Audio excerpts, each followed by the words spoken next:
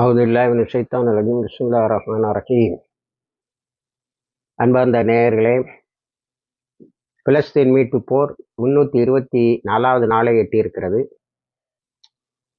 இந்த 324 நாட்களில் நேற்று மத்தியானத்திலிருந்தே பெரிய பரபரப்பு.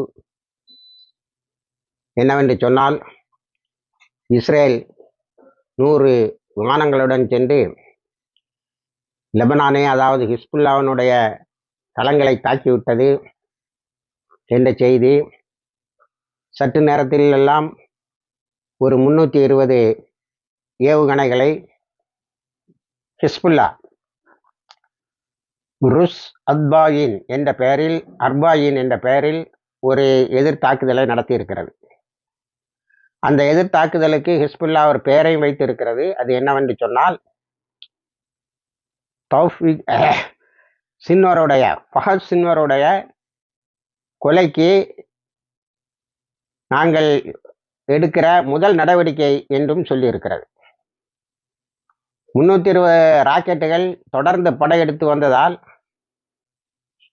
இஸ்ரேலால் எதுவும் செய்ய முடியவில்லை. செய்ய முடிந்ததெல்லாம் இஸ்ரேலர்களை பல பதுங்கு குழிக்குள் போய்விடுங்கள் என்று சொன்னதும் 48 மணி நேரம் நெருக்கடி நிலையை அறிவித்து யாரும் வெளியிலே வரக்கூடாது என்று சொன்னதுதான். வழக்கம் போல நத்யான்ஹூ அனைத்தையும் தடுத்து விட்டோம் என்று சொல்வார். ஆனால் நேற்று சரியான அடி முக்கியமான தளங்களில் விழுந்திருக்கிறது. அல் மனாரா பேஸு, நிரோம் பேஸு, அதாவது இராணுவ தளங்கள், நஃபீஸ் சைட்டு, இப்படி வழக்கமாக அவர்கள் தாக்குற இடங்களிலும் வழக்கத்துக்கு மாறாக இஸ்ரேலிய இராணுவத்தினர் தங்களை பாதுகாத்துக் கொள்வதற்காக இருந்த கவர்மெண்ட் ஏரியாவை தாக்கியிருக்கிறார்கள். அதில் நிறைய இஸ்ரேலிய இராணுவத்தினர் இறந்திருக்கிறார்கள். அல் ஜரோக் என்ற இடத்தை தாக்கியிருக்கிறார்கள். அதுவும் இதே போல ஒரு இராணுவம் பதுங்கி இருந்த இடம். மிக ரகசியமாக இருக்கிறோம், யாருக்கும் தெரியாது என்று இருந்த இடம். அதையும் தாக்கி இருக்கிறார்கள், நிறைய இறந்திருக்கிறார்கள். அடுத்து நகாரியா என்ற இடம், இது வழக்கமாக தாக்குகிறது தான். இருந்தாலும் நேற்று அதில் இருந்த நேவல் பேஸை தாக்கி இருக்கிறார்கள். அதில் தீ எரிந்து கொண்டு இருக்கிறது. அது வெறும் நேவல் பேஸ் மாதிரியும் தெரியல, கப்பல் படையின் முக்கியமான கிட்டங்கி ஒன்றை இவர்கள் தாக்கியதாக தெரிகிறது.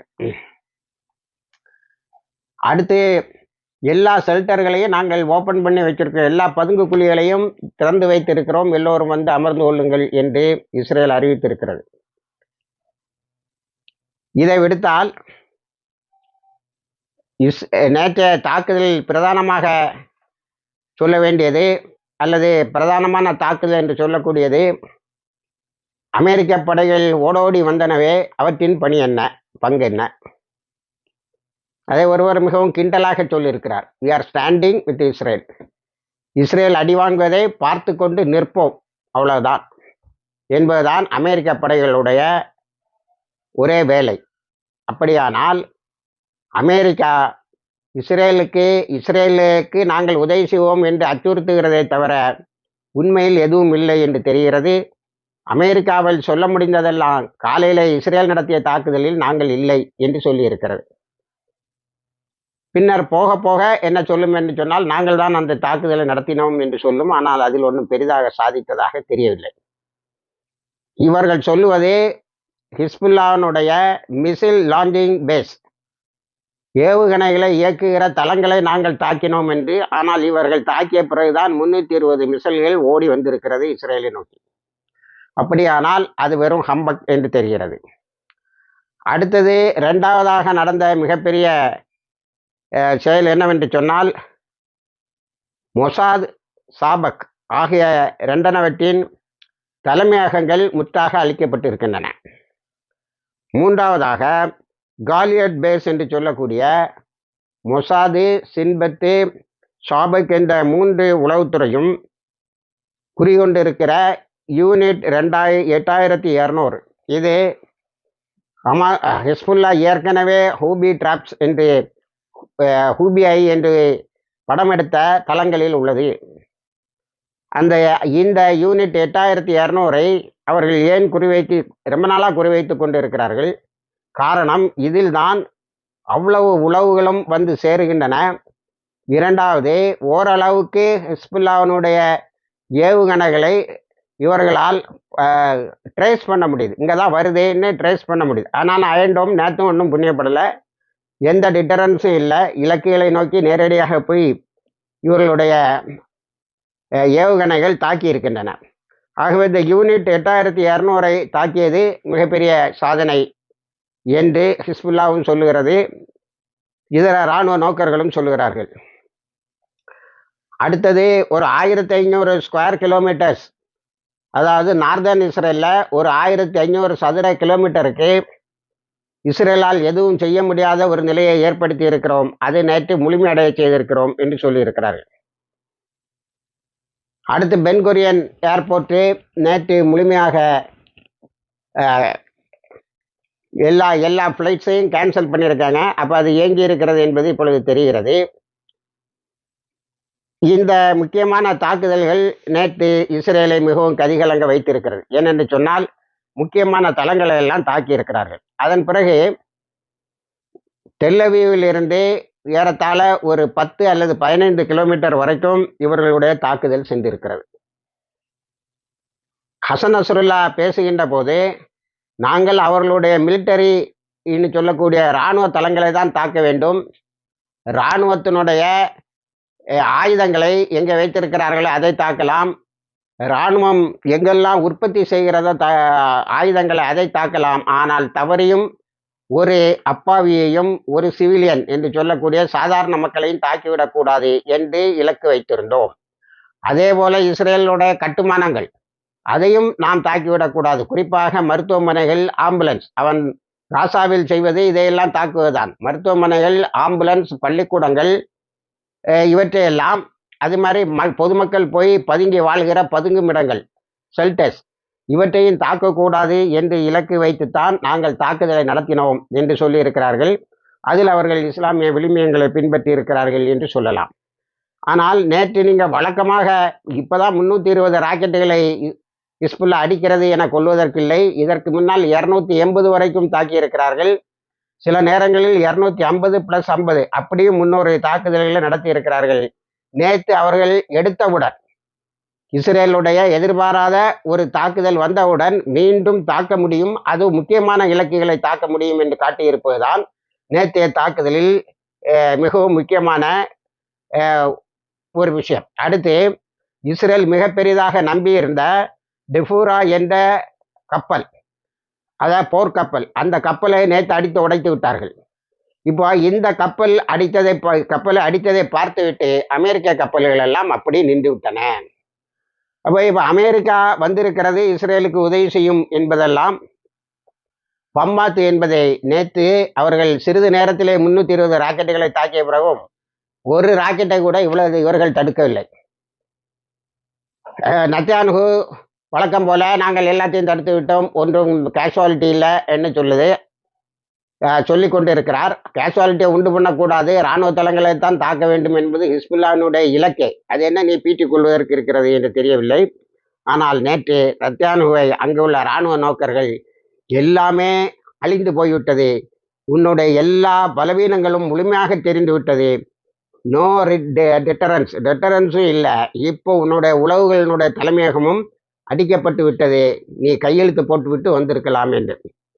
ஹிஸ்புல்லா இந்த தாக்குதலை திடீரென நடத்தியதற்கு ஒரு காரணம் இஸ்ரேல் தாக்கியது என்றும் அதில் நாம் ஒன்றை கவனிக்க வேண்டும். ஹிஸ்புல்லா எப்பொழுதுமே இதை சொல்லிவிட்டு தான் தாக்குகிறது. இன் ரெட்டாலியேஷன் என்ற வார்த்தையை சேர்த்திருக்கும். காலையில் அவர்கள் தாக்கினார்கள், அதற்கு பதிலாக தான் நாங்கள் தாக்குகிறோம் என்று இந்த 324 நாட்களும் அவர்கள் சொல்லி கொண்டு தான் இருக்கிறார்கள். அதை ஒரு காரணமாக சொன்னாலும் பேச்சுவார்த்தையில் ஹமாஸ் டெலிகேஷன் சொல்லக்கூடிய ஹமாஸ் குழுவினர் சென்றிருந்தார்கள். ஒருவேளை பேச்சுவார்த்தை நன்றாக முடிந்து கையெழுத்து போட்டுவிட்டு வந்துவிட்டார்கள் என்று சொன்னால் இந்த தாக்குதலுக்கு, அதாவது ஃபஹத் ஷுக்கூருடைய பழிவாங்கலுக்கு இடமில்லாமல் போய்விடும் என்ற அவசர கதியில் அள்ளித்தளித்த தாக்குதலாகத்தான் தெரிகிறது. அடுத்து, நேற்றைய தாக்குதலில் நாம் வரையிட்டு சொல்ல வேண்டிய விஷயம் என்னவென்று சொன்னால், ஹமாஸோடைய தாக்குதல். ஹமாஸ் M90 மிசில்களை டெல் அவீவுக்கே நேரடியாக அனுப்பியிருக்கிறது. ஒரு 26 வயது பெண்மணி மட்டும் காயம்பட்டாள் என்று சொல்கிறார்கள். அவர்களுடைய நோக்கமே அப்பாவிகளை தாக்குவதில்லை, பொதுமக்களை தாக்குவதில்லை என்பதுதான். இதில் ஏதோ அந்த அம்மா அந்த அலற்றையும் தாண்டி வந்திருக்கிறது, காயம்பட்டு இருக்கிறது. ஆகவே ஹமாஸு அடித்த அந்த அடி பெரிய அதிர்வை ஏற்படுத்தி இருக்கிறது என்று சொல்ல வேண்டும். ஹிஸ்புல்லாவினுடைய தாக்குதல்கள் இலக்குகளை சென்று அடைய முடியும் என்று காட்டியிருக்கிறது. அமெரிக்க கப்பல்கள் எல்லாம் வெறும் பம்மாத்து என்பதை காட்டியிருக்கிறது என்று சொன்னால், நாங்கள் எந்த நேரமும் டெல் அவீவை தாக்க முடியும் என்று இது 3வது முறையாக தாக்கி இருக்கிறார்கள். டேர் அல் பலாவில் நேற்று ஒரு ஆம்புஷ் நடத்தி இருக்கிறார்கள். அந்த ஆம்புஷில் நிறைய பேர் இறந்திருக்கிறார்கள். அடுத்து மேஜர் சார்ஜன்ட் சோலோம் யோகநாத் என்பவர் இறந்திருக்கிறார். ஒரு முக்கியமான செய்தி என்னவென்று சொன்னால், நேற்று மட்டும் ஒரு 70 பேர் நார்தர்ன் இஸ்ரேலிலும், அது நார்தர்ன் இஸ்ரேலாகத்தான் இருக்க வேண்டும், ஏனென்று சொன்னால் சம்பந்தம் இல்லாமல் ஹீப்ரு மொழி பத்திரிகைகள் 700 பேர் கொலை செய்யப்பட்ட 700 இராணுவத்தினர் இறந்திருக்கிறார்கள் என்று சொல்லுகிறது. அவர்கள் சாதாரணமாக என்ன சொல்வார்கள் என்று சொன்னால் 690 பேர் இதுவரைக்கும் இந்த 323 நாட்களில் இறந்திருக்கிறார்கள் என்று சொல்வார்கள். சாதாரணமாக அதை கூட ரிப்பீட் பண்ண மாட்டாங்க. ஆனால் நேற்று 700 பேரை சொல்லி இருக்கிறார்கள். அது நிறைய இராணுவத்தை இழந்திருக்கிறோம் என்று எஸ்தக் பிரிக் அவர்களும் அறிக்கை விட்டு இருக்கிறார்கள். இதை உடனேயே நத்யான்ஹூ யாரும் பத்திரிகையிடம் பேசக்கூடாது, எந்த பத்திரிகையும் நேற்று நடந்தது பற்றிய செய்தியை வெளியிடக்கூடாது என்று ஒரு ஹேக் ஆர்டர், ஒரு பேன் ஆர்டரை உடனேயே பிறப்பித்து விட்டார். ஆகவே மீடியாக்களின் வாய்கள் அடைந்து இருக்கிறது. அதனால் நேற்று ஹிஸ்புல்லாவுடைய தாக்குதலாக இருக்கட்டும், ஹமாஸுடைய தாக்குதலாக இருக்கட்டும், அது வெளியிலே தெரிவதற்கு இப்போ ஹமாஸ் சொல்லிட்டாங்க, நாங்கள் இவ்வளோ பேரை தாக்கியிருக்கிறோம். ஒரு 70 பேரை, ஒரு 30, ஒரு 10, ஒரு கர்னல் அவருக்கு கமாண்டுக்களை இருந்தால் ஒரு 10 பேர். ஆக சார்ஜென்ட் அவர் கமாண்டுக்களை இருந்தால் 10 பேர், இவ்வளோ பேரையும் தாக்கி இருக்கிறார்கள். இந்த 700 பேர் விவகாரம் நாளைக்கு அல்ல நாளை கழிச்சு தெரிந்தாலும் தெரியும். இஸ்ரேல் எல்லாத்தையுமே எல்லா இதையுமே வாங்கி நாங்கள் பாக்கெட்டில் போட்ட எல்லா மிசிலுமே அதெல்லாம் நாட்டு ஒர்த்துன்னு சொல்லி ஒரு அறிக்கையை விட்டு கடந்து போய்கொண்டு இருக்கவும் வாய்ப்பு இருக்கிறது. அடுத்தது வெஸ்ட் பேங்க். இப்பொழுது பெரிய தலைவலி வெஸ்ட் பேங்க் தான். இப்போ அதை சின்பத்து தான் நிறைய அறிக்கைகளையும் எச்சரிக்கைகளையும் கொடுத்து கொண்டு இருந்தது. ஆனால் அது அதனுடைய தலைமையகம் டேட்டா ஷார்ட்டிங் சொல்லுவாங்க. அதாவது கிடைக்கின்ற தகவல்களை துருவி ஆராய்ஞ்சு தகவலை கொடுக்கிற மையம் நேற்று ஹிஸ்புல்லாவால் தாக்கப்பட்டு இருக்கிறது. அதன் பிறகு ஒரு பஸ்ஸில் வந்த செட்லேஸ் என்று சொல்லக்கூடிய வந்தேரிகளை தாக்கி இருக்கிறார்கள். எந்த கேஷுவாலிட்டியும் இல்லை. தாக்கினவனை கண்டுபிடிக்கிறதுக்கு இஸ்ரேல் இராணுவம் பைத்தியம் பிடித்தது போல் அலைகிறது. அதே போல நேற்று காணாமல் போன 2 பேரையும் அதனால் கண்டுபிடிக்க முடியவில்லை. ஒருவேளை வெஸ்ட் பேங்கிலையும் பிணை கைதிகளை அழைத்து செல்கிறார்களோ என்று எண்ண தோன்றுகிறது. இதனிடையே எஹியா சின்வாரை குறிவைக்க முயற்சி செய்கிறார்கள். எஹியா சின்வார் எங்கே பதுங்கி இருக்கிறார்கள் என்பதையெல்லாம் நாங்கள் கண்டுபிடித்து விட்டோம் என்று ஒரு அறிக்கையை விட்டிருக்கிறது இஸ்ரேல். நாங்கள் எங்களுடைய அடுத்த இலக்கு எஹியா சின்வார் தான், அதற்கு நாங்கள் அமெரிக்காவோடு சேர்ந்து வேலை செய்து கொண்டு இருக்கிறோம் என்று சொல்லி இருக்கிறது.